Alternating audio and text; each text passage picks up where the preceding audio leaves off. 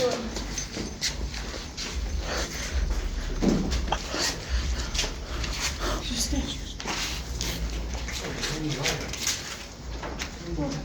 don't know how to do it.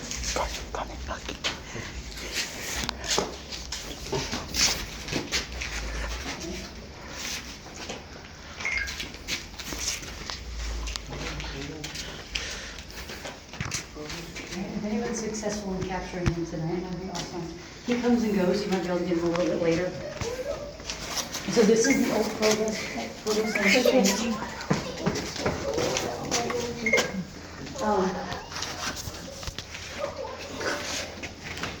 So this was used as a before the Revolutionary War, during the time of pirates, this was used to house pirates as they're awaiting their trial or awaiting their hanging date. They would be chained to the ground or to the wall. There were no cages in here. So it was like old style dungeon, like chains along the walls with their arms or their wrists bound to the wall, a little bit of straw and a pretty bucket set right next to them. You guys want to come back this way? I was hoping we'd capture that thing on there. My last group captured a lot of it. Was actually all crazy. But it comes and goes. And we have plenty of time. We don't have to leave until we're ready. We're the only group tonight, so. Now, Charleston was one of 3 walled cities in the New World. The English walled city was Charleston, the Spanish walled city was St. Augustine, and the French walled city was Quebec. And they all had walls around them, and that was to protect themselves from each other. The Spanish and the French were always fighting, the French and the English were always fighting, and the English and the Spanish were always fighting. They're always fighting each other.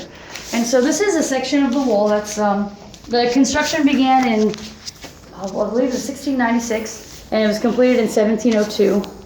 And this is the wall. Now this is inside of the Half Moon Battery. This would have been where we're standing now. Would have been part of the wall fortifications that went out into the water. This is the original water line of Charleston. All the stuff that's past here is landfill.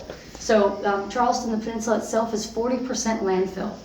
It's been filled in with dirt and debris over the years to get the peninsula that we have today. This is originally where the water line would have been. And this wall wouldn't have gone higher than this because we're inside of the Half Moon fortification. There's a little model of it.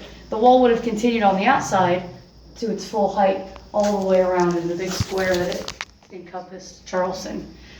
In 1771, they refinished the building above us and made it the old exchange building where people were doing business. As ships would come in, they could do their business in this public building, and they provided rooms for business and meetings to happen right above us.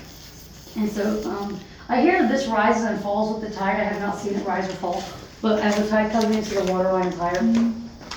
So it's still somewhere connected to the ocean. There are a lot of creeks that run all over the peninsula. Most of the pirates are kept, in this section over here, is why we have these mannequins kind of depicting what life would have been like for them here in the dungeon.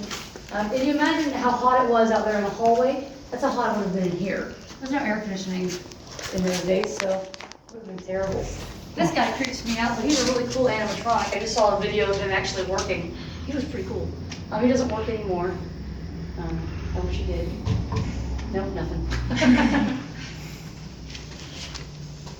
There's a patriot by the name of Isaac Hayne, and he was hanged by the British as not a martyr, but he was basically a martyr for the Revolution.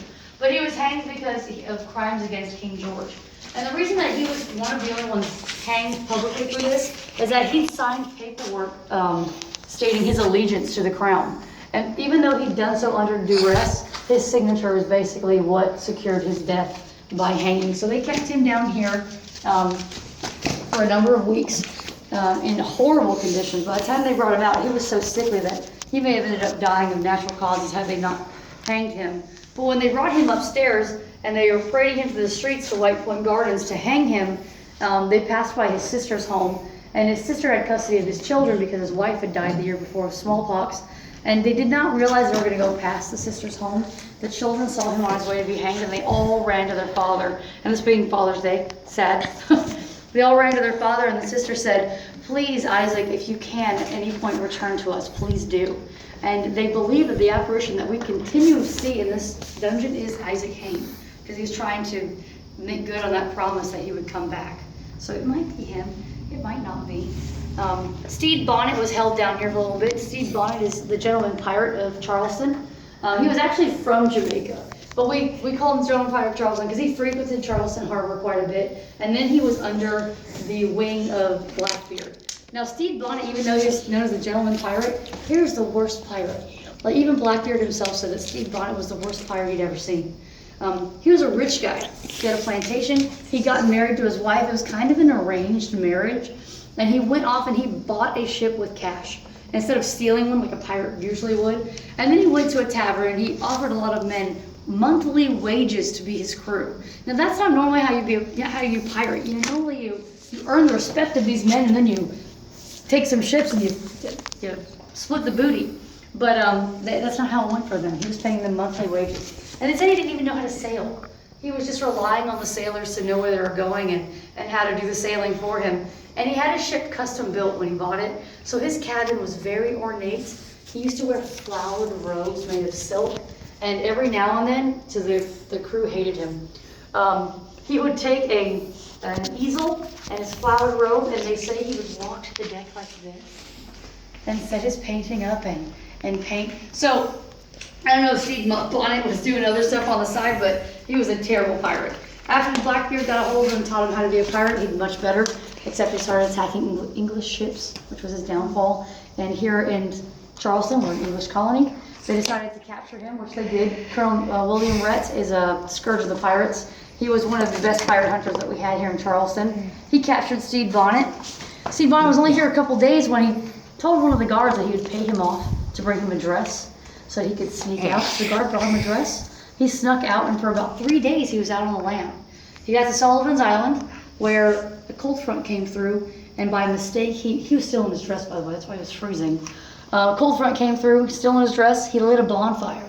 Colonel William Rhett was on the lookout for him, and they saw the smoke. No one lived on Sullivan's Island at that time, so they knew that it was him, or someone like that. So they went out and they captured him and the entire crew.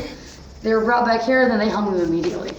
And we'll talk more about the hanging when we get outside, because we're actually going to go to where they dumped one of his body. If you guys would like to look around a little bit more while we're in here, without me talking, you're more than welcome. You can go over that way too, just to go past the barriers. I saw one that was moved. Oh, it might be, that's the street there. Was it out the window? No, it was like in the corner. Oh yeah, that is where he's normally there, or right here in between the two. Is normally where people see things. That is interesting that you said that. I cannot You see. can, yeah. More the merrier. But that is normally that area and that area where it's picked up. Is it like, yeah, is it across for well, I assume. Where's my phone?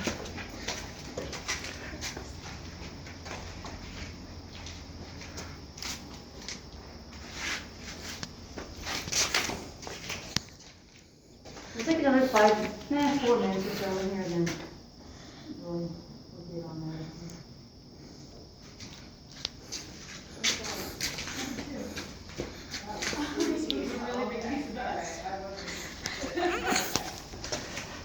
Yeah, see, I thought it was like, it looked like, in my mind, like snowflakes and dust, and I was like. It's white, right? Yeah. Yeah. It's like, this is Charleston makes us know. That's him. And I have a video, I don't have it to look for now, but where I'm like, oh, there you are. And I have a video I'm walking, I'm saying that, and it's gone. It's like, no, I don't like it when you first sign the scene. Well, luckily, it doesn't seem to be causing any harm. No, I don't think it's a bad spirit. I think it may be an actual person that died that's just, hey, I'm so depressed. You could ask them what they need, if they need help passing over. It's good for my tour, you stay here. I'm just kidding, I'm just kidding. That would be so cool if that was a real thing, like, I keep using it, I don't think about it.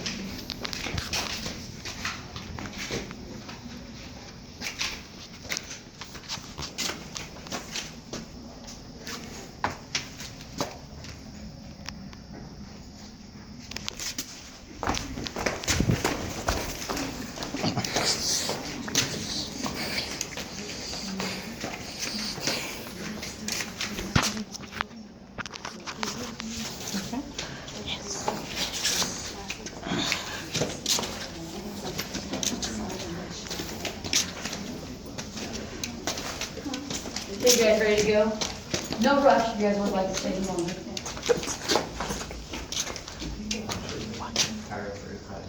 That's just it. Stephen Lewis. The guy that wrote Treasure Island. He made up a lot of the pirate stuff that we take for granted, the actual pirate lore. Like the way they speak. Pirates can go around changing their accents. They sound like where they're from.